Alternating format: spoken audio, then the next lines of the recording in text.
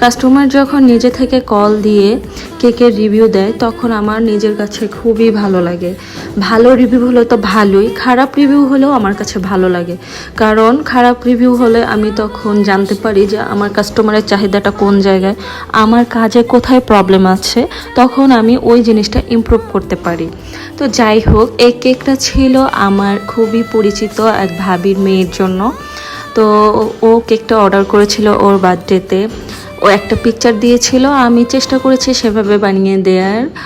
আর আমরা কিন্তু কাস্টমাইজ কেকের অর্ডার নেই। আপনারা আপুরা যারা পিকচার দেন, আমরা 100% না করতে পারলেও 90% কিন্তু করে দিতে পারি।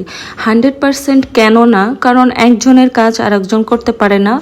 আর তারপরে আপনারা যে পিকচারগুলি দেন, এই পিকচারগুলি থাকে এডিট করা, আরও অনেক চ্যাট জিপিটি দিয়ে বানানো। এটা তো সেম টু সেম করা পসিবলই না। তো এর জন্য আমরা আগে থেকেই বলে দিই যে আমরা কাছাকাছি করতে পারবো। যাই হোক, এই কেকটা ছিল মার্জিয়ার জন্য। ও কিন্তু নিজে থেকে ফোন দিয়ে আমাকে অনেক সুন্দর রিভিউ দিয়েছে। Thank you Marjia.